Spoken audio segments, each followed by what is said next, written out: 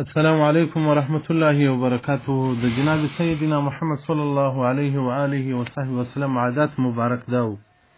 چې په کال کې به کومې شي میاشتې راکلي او کومې شي ورځې به راکلي، د هغو بیان به خپل امت ته کاوه. نو علما ورثه د انبیاو دي، نو پر موږ باندې هم دا لازم ده چې امت ته د رسول الله صلی الله علیه وسلم مبارک د هغو ورځو د هغو شپو فضایل بیان کړو چې د الله رسول موږ ته بیان کړي دي. نور عمل کول نه کول د هغو کار دی. په هغو کې یو هغه میاشت را روانه ده چې موږ تاسې ورسره واقع کېدونکي وي چې د رجب میاشت ده، او بعضې خلک یې د خدای تعالی میاشت بولي چې دا په قرآن عظیم شان کې هم خپل حیثیت لري. دغه میاشت چې الله جل جلاله د سورة توبې په 14 آیات کې راته وایي ومنها 4 حرم، د دې میاشتو څخه الله جل جلاله وایي 4 میاشتې هغه ډېر د عزت او د احترام میاشتې، په هغه کې الله جل جلاله قتلونه بند کړي دي. نو دا مفصل بحث او مفصل بیان غواړي چې په ګانټو باندې، خو موږ به د نمونې دپاره د دغې میاشتې فضایل او د دغې میاشتې برکات و امت ته د رسول الله صلی الله علیه وسلم مبارک بیان کړو. د انس رضی الله مبارک څخه روایت دی، هغه قال رسول الله صلی الله علیه و آله و صحبه وسلم، رسول الله صلی الله علیه وسلم مبارک ویل ان فی الجنة نهرا، په تحقیق سره په جنت کې یو نهر د واله ده. رسول الله صلی الله علیه وسلم مبارک یقال له رجب، هغه نهر ته رجب ویل کیږي. اشد بیاض من اللبن، تر شیدو ډیر سپین دی هغه نهر، هغه اوبه او تر عسلو ډیر خوږې دي. رسول الله صلی الله علیه وسلم مبارک وی دا دغه چا دپاره دي من صاب من رجب یوما، هغه څوک چې د رجب څخه یوه روژه ونیسي د دغې د خدای تعالی د میاشتې، سقاه الله من ذلک نهر، الله جل جلاله به د دغه نهر څخه اوبه ورکړي. دا هغه څوک دغه اوبه څښلی شي چې د دغې میاشتې روژه یې نیولي، هغه امتي چې د دغې میاشتې روژه یې نه یې نیولې، د هغه دپاره په دې کې حصه نشته. او دغه رنګه د رسول الله صلی الله علیه وسلم مبارک څخه روایت یو من صام یوما من رجب، که چا یوه روژه د رجب د خدای تعالی د میاشتې روژه ونیوله کانه کصیام سنة، دا دومره ثواب لري لکه د بسته کال چې د انسان روژه وي. ومن صام 7 ایام، که چا 7 ورځې د دغې میاشتې څخه روژې ونیولې، رسول الله صلی الله علیه وسلم یوه دروازې د دوزخ به په ورځ د قیامت ورلره بندې شي. ومن صام 8 ایام، که چا 8 روژې د دغې میاشتې ونیولې، رسول الله صلی الله علیه وسلم 8 دروازې د جنت به ورلره خلاص شي. ومن صام 10 ایام، که چا 10 ورځې د دغې میاشتې روژې ونیولې، رسول الله صلی الله علیه وسلم مبارک وی الله جل جلاله به د هیڅ شي پوښتنه نه ځینې وکړي چې الله جل جلاله ده لره ورکړي دي. او دغه رنګه رسول الله صلی الله علیه وسلم مبارک وی که چا 15 ورځې د دغې میاشتې روژې ونیولې، الله جل جلاله به ما تقدمه ګناهونه ور معاف کړي. او دغه رنګه د انس رضی الله مبارک څخه روایت دی چې دغه رجب دا د الله جل جلاله میاشت، شهر الله عز وجل، او چا که د دې میاشتې عزت وکړي نو د الله د امر د الله جل جلاله د ذات عزت یې وکړي. او رسول الله صلی الله علیه وسلم مبارک وایي شعبان برات هغه زما میاشت ده، که چا د شعبان عزت وکړي تعظیم یې وکړي هغه زما تعظیم وکړي. رسول الله صلی الله علیه وسلم وایي څوک چې زما تعظیم وکړي د هغه دپاره به په ورځ د قیامت زه یو ذخیره یم. او که څوک د الله جل جلاله د میاشتې تعظیم وکړي چې د خدای تعالی میاشت ده، الله جل جلاله به جنات نعیم ته ورولي. او رسول الله صلی الله علیه وسلم مبارک وایي شهر رمضان شهر امتی، هغه زما د امت میاشت ده، که چا د دغې میاشتې عزت وکړي په دغه میاشت کې روژه ونیوله، رسول الله صلی الله علیه وسلم ولیس علیه ذنب، پر ده باندې به هېڅ ګناه نشي پاته، الله جل جلاله به معاف کړي وبې بخښي. او دغه رنګه د رسول الله صلی الله علیه وسلم مبارک څخه روایت دی، سلمان فارسي رضی الله مبارک وایي رسول الله صلی الله علیه وسلم مبارک ویل دي فی رجب یوم و لیله، په دغه میاشت کې یوه ورځ او یوه شپه شته، که چا د دغې ورځې روژه ونیوله او د شپې عبادت کې وکړي لکه 100 کاله چې رسول الله صلی الله علیه وسلم مبارک وایي هغه دی روژه ونیسي او 100 کاله په عبادت باندې ولاړ. او دغه رنګه د جناب سیدنا محمد صلی الله علیه وسلم مبارک څخه روایت دی چې په دې میاشت کې یوه شپه شته چې په هغه شپه کې الله جل جلاله عبادت کوونکي ته هغه ډېرې نیکۍ ورلیکي. او دغه رنګه د رسول الله صلی الله علیه و آله و صحبه وسلم څخه روایت عن ابو هريره رضی الله عنه برات مبارک خروات رسول الله صلی الله علیه و سلم چاک د وشتم روزه د خدای تعالی د میاشتې ونیول کتب له صيام 60 شهرا الله جل جلاله به د شپېتو میاشتو ثواب ورکړي لکه شپېته میاشتې روزه وي دا وشتم د رجب دا هغه ورځ ده چې الله جل جلاله جبرائیل علیه السلام او رسول الله صلی الله علیه وسلم بارک په نبوت سره راوستو چې رسول الله صلی الله علیه وسلم مبعوث ته رسالت ورته راوړي او دغه رنګ وی الله جل جلاله میاشتې ښایسته کړي دي په څلورو میاشتو سره چې ذوالقعده ده ذوالحجه ده او محرم ده او د رجب او دغه رنګ د رسول الله صلی الله علیه وسلم بارک سره روایت کې وای اوله جمعه د رجب د میاشتې چې شپه د جمعې مبارکې هغه وصول تدریمې ته ورسیږي لا يبقى ملك الا ويستغفر لصوام رجب رسول الله صلی الله علیه وسلم بارک وای هیڅ ملکه هغه نه پاتېږي بلکې مغفرت غواړي هغه روژې نیونکي د رجب لره چې د دغې میاشتې روژه نیسي او د انس رضی مبارک خرواتي قال رسول الله صلى الله عليه واله وصحبه وسلم من صام 3 ايام من شهر رسول الله صلی الله علیه وسلم د دغې میاشتې څخه 3 روژې ونیولې الله جل جلاله به د 900 کلو 900 سنه د 900 کلو د عبادت ثواب الله جل جلاله ورکړي او د غرنګ د بیبي عائشې صدیقه رضی الله عنها مبارک خروات وي د رسول الله صلی الله علیه وسلم مبارک څخه مې اوریدل چې الله جل جلاله په څلورو شپو کې ډیر خیر او ډیر فضل پر انسانانو باندې نازلي چې هغه ليله الضحى هغه د لوی اختر شپه ده او ليله الفطر او د کشنی اختر شپه ده او د برات 15 دی یعنی د برات 15 او رسول الله صلی الله علیه وسلم او اول ليله من رجب هغه اول شپه د رجب په دې کې الله جل جلاله یو ډیر غټ رحمت پر انسانانو بندگانو باندې نازلي او د غرنګ د ابي امامه راثنوس خروات چې رسول الله صلی الله علیه وسلم بارک 15 شپې لا ترد فيها دعوه په دې کې دعا نه ردیږي اول شپه د رجب ده او د برات د 15 شپه ده او د جمعې مبارک شپه ده او د اختران شپه ده مکاشفه القلوب فصل ورسایو 50 باب نمبر سلام باب په فضائل رجب امام غزالی رحمت الله مبارک دې ته مفصل وضاحت ورکړی او د غرنګ امام ابي محمد الحسن بن محمد چې په 350 کې وفات شوی دی مستقل کتاب لري فضائل شهر رجب د مستقل بحث پر دې باندې کړی دا انس رضی الله مبارک خروات چې رسول الله صلی الله علیه وسلم مبارک چې د خدای تعالی میا شراله د بداد دعا کول اللهم بارک لنا في رجب وشعبان وبلغنا رمضان يا رب وبلغنا رمضان يا رب تموج وروجيته ورسي او برکت مصطفى رجب او په شعبان په برات کې راک او د غرنګ د ابو هريره مبارک خروات چې ان رسول الله صلی الله علیه وسلم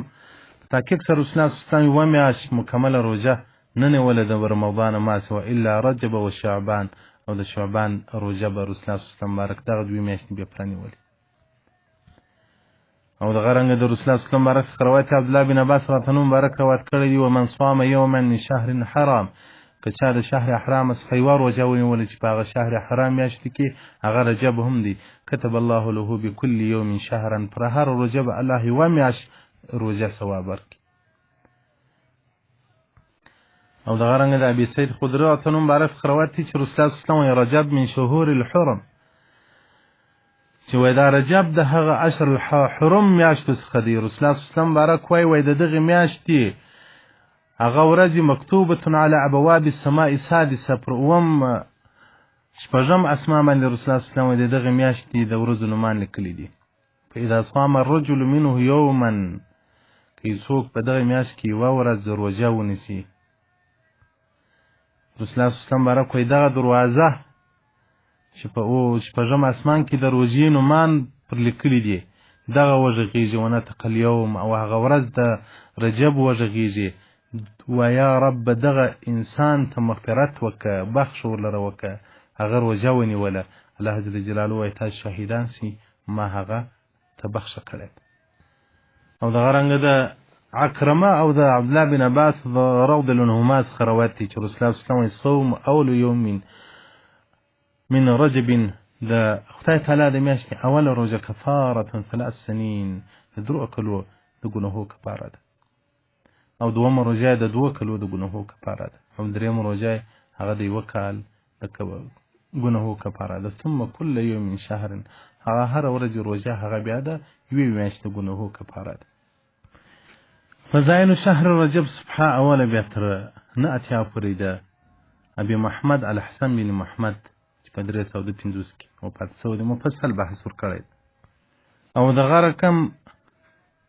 امام بهقي رحمت الله علیه مبارک فضائل الاوقات یو کتاب لري د اوقاتو په باره کې صفحه 20 بیا تر 50 پورې دې ته مفصل بحث ورکړی دی امام بهقي رحمت الله علیه چې په حدیثو کې ډېر غټ شخصیت دی او بیخي منل شوی شخصیت دی. او دغه رنګه امام غزالی رحمت الله علیه په مکاسبة القلوب صفحه 350 کې حقایق وړاندې کوي. وان امرأة في بيت المقدس په مقدس کې یو ښځه وه دې به هره ورځ د رجب په میاشت کې په هره ورځ کې قل ولا شریفه هغه بیخي ډېر په کثرت سره ویله حتی 12,000 واره به هره ورځ ویل او دې به په دغه میاشت کې یو کپړه یو قمیص واغوستی د عبادت لپاره. نو یو وخت کې مریضه سوه اولاد یې وصیت وکړي چې زه مړه سوم په دغه قمیصه کې چې ما په دې میاشت کې عبادت کوه په هغه کې ما پټه کړه. نو کوم وخت چې وایي دا مړه سوله هغه زوی یې وصیت نه کړي پر ځای یو ښه کفن یې ورکړي. ماښام یې دغه ځوان خپله مور په خوب کې ولیدله دا ورته وایي چې زه له تا څخه غیر راضیة راضي نه یم تا زما په وصیت عمل نه وکړي. دی چې له خوبه راپورته سو ډېر په بیره کې او ډېر په وهم کې هغه د دې قمیص یې راواختی په نبش قبرها د دې قبر یې هغه وشنی قبر چې ور وشنی دا نسته فتحیر اریان چیرې تللی د مور مې چیرې ته یو اواز یې واورېدی اواز کې دا ورته ویل کېږي ایا ته نه پوهېږې هغه څوک چې په رجب کې زموږ اطاعت وکړي لا نترکه فردا وحیدا هغه موږ یوازې نه پرېږدو دلته. نو محترمینو دغه د عبادت میاشت ده دا د برکت میاشت ده په دې کې عبادتونه وکړي نفلونه وکړي خیراتونه وکړي روژې ونیسي ذکرونه ډېر وکړي د الله تلاوتونه د قرآن وکړي او درود پر رسول الله صلی الله علیه وسلم بارک باندې ډېر ووایي. او دغه رنګه د ثوبان اتنو مبارک څخه روایت دی چې رسول الله صلی الله علیه وسلم بارک پر یو اجره باندې راتېرېدی ویې ژړل. بیا اولیا ثوبان هؤلاء يعذبون في قبورهم دغه انسانان په عذاب دي په قبرو کې ما دعا وکول الله جل جلاله عذاب ځینې ایسته کړي. یا ثوبان لو صاموا هؤلاء یوما من رجب دغه خلقو که د خدای تعالی د میاشتې یوه روژه هم نیولې وای یوه شپه عبادت کړی وای دوی به په عذاب کې نه وای مبتلا سوی. وایي ما ورته یا رسول الله بصوم یوم وقیام لیله د په یوه روژه د رجب او په یوه شپه د رجب د عبادت دغه خلک د عذاب څخه خلاصېدلی سوی. رسول الله صلی الله علیه وسلم بارک نعم والذي نفس بیده رسول الله صلی الله علیه وسلم بارک زما د قسم په هغه ذات چې زما نفس د ده په قبضه کې دی په قدرت کې دی یو مسلمان نر او ښځه دغه روژه نه نیسي او عبادت نه کوي بلکې کې وکړي الله جل جلاله یې هغه شپه په کال ور حسابي هغه ورځ د کال په عبادت ور حسابي هغه شپه د کال د شپو په عبادت باندې ور حسابي. او دغه رنګه شیخ عزالدین بن عبدالسلام رحمت الله وایي که څوک د رجب د میاشتې د روژې څخه منع کوي پوه جاهلون هغه سړی جاهل دی. نو محترمینو پخوا زمانه کې له دغه بدبیه خلک وله دغه وابیان تاسو پر دغه باندې معلوموئ کومې مبارکې ورځې چې په کال کې راځي دی وایي بس ورځې هېڅ فرق نه لري بس هره ورځ ښه ورځ ده هره ورځ خود ښه ورځ ده چې په عبادت ولمانځل سي. الله جل جلاله دې امت ته فصلونه ورکړي دي لکه د دنیا کې چې فصلونه ستا یو راغی یوه میاشت د یوه شي سیزن وي بله میاشت د بل شي سیزن وي یو وخت غنم وي بل وخت انګور وي د انګورو د غنمو فصلونه سره جلا وي د انارو د انګورو فصلونه سره جلا وي په مختلفو اوقاتو کې وي دارنګه د عبادت فصلونه لري پر دې امت باندې الله رحمت کړی ده داسې ورځې ورکړي دي چې په هغو کې یوه ورځې په کال ورحسابي او په کلو ورحسابي نو وادیان د دې څو ورځو څخه هغه لرې خلک دي هغه نه د رجب نه د شعبان هغه د دې فضائل نه مني نه عقیده ورته لري او الحمدلله چې الله جل جلاله موږ تاسو د هغو ډلو څخه نه یو کړي او دغه رنګه ابو سعید خضر راته نوم مبارک وایي د دغې میاشتې اوله ورځ زه رسول الله صلی مبارک ته ورغلم وایي دا راته یاد دی سعید دا ډېره د خیر ورځ ده او یو عظیمه ورځ ده د برکت ورځ ده وایي ما ورته یا رسول الله څنګه وایي رسول الله صلی الله مبارک راته وویل چې اخي جبرائیل علیه السلام رالی راته ویل چې الله جل جلاله په دغه میاشت کې الله جل جلاله ملایکو ته امر وکړي هغه اوازونه وکړي خو هغه ثقلین نه اوري او دا د توبې میاشت ده نو په توبه لیمان هغه چا لر د خوشحالي چې توبه په دې میاشت کې وکړي او دغه رنګه شیخ عبدالقادر جیلانی رحمت الله مبارک په غنیه کې وایي چې دا یو عظیم میاشت ده په دغه کې چا هغه یوه روژه ونیوله الله جل جلاله به هغه ورلره د 3,000 کلو ثواب ورکړي او دغه امت دی چې الله دومره رحم ورباندې کړی دی چې په قرآن کې الله راته وایي لیلة القدر خیر من 1000 شهر د لیلة القدر شپه یې راکړې ده برات یې راکړی دي رجب یې راکړی دي د اخترانو شپې یې راکړي دي چې په دې کې عبادتونه الله جل جلاله ډېر اضافه کوي نزهة المجالس صفحه 152 154 هغه فضائل الرجب د هغه امت دی یو څوک به ووایي چې دا څنګه عبادت دی چې یوه شپه یې په څو کلو باندې را بدلیږي د هغه امت دی رسول الله صلی الله علیه وسلم مبارک وایي په ورځ قیامت به زما یو امتي راوړل چې د الله او حضور ته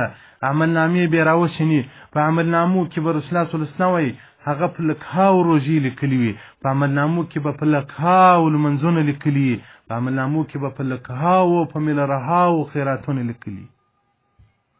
او په عملنامو کې به په میلرهاو حجونه لیکل سوي رسول الله صلی الله علیه وسلم مبارک وایي امتي به حیران پاتې سي چې یا ربه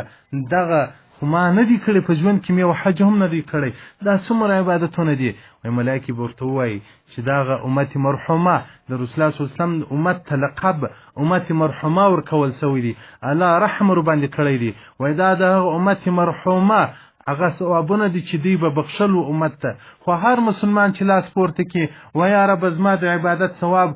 ټولو امت ته د رسول الله صلی الله علیه وسلم وبخښه هر سړی چې عبادت کوي نو تاسې اوس فکر وکړئ پر مخ د مځکې څومره مسلمانان ګرځي څومره روژې نیسي څومره حجونه کوي څومره عمرې کوي څومره ختمونه د قرآن عظیم شان کوي څومره درودونه وایي دغه ټول اعمال سره رسیږي الله جل جلاله دې امت ته ورسوي یو افضله د امتو یو که موږ په ځان باندې پوه سو چې موږ کم خلک یو د هغه امت دی چې موسی علیه الصلاة والسلام الله جل جلاله سره هغه پر قیتور باندې مناجات وسو الله جل جلاله ورته وایي یو داسې امت دی چې یوه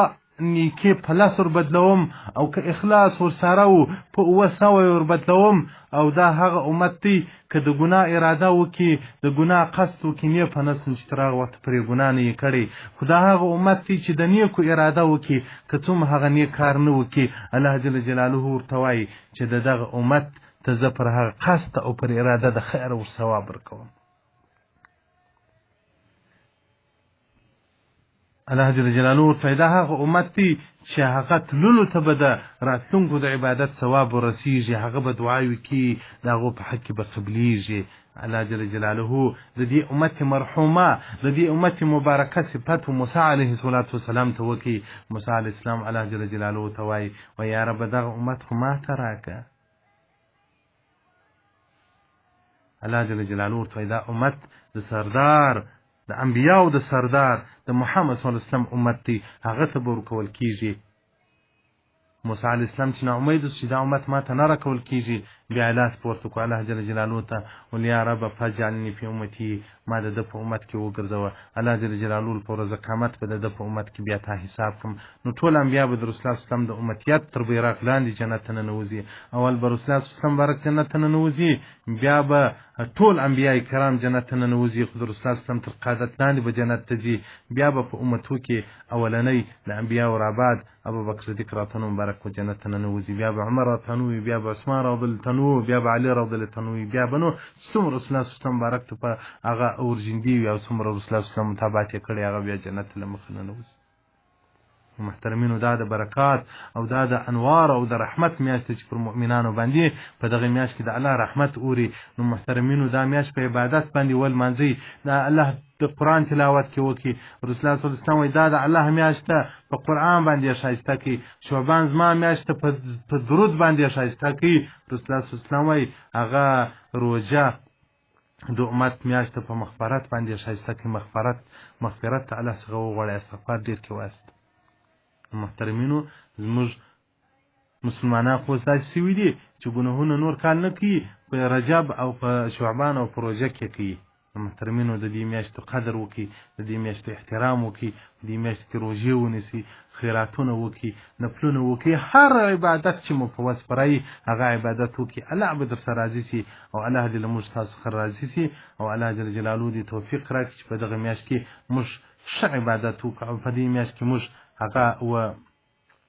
شعبان ته ځان برابر کو او په شعبان کې بیا رمضان ته ځان برابر کو رسول الله صلی الله علیه وسلم وایي دا داسې مثال لري وایي څوک په ژمي باندې په مني باندې غنم وکري مځکه هغه یوي کې غنم وشیني خو د ژمي باران ته انتظاري چې د ژمي باران پر وسی هغه غنم راشنه کی خو بیا د پسرلي بارانو ته انتظاري چې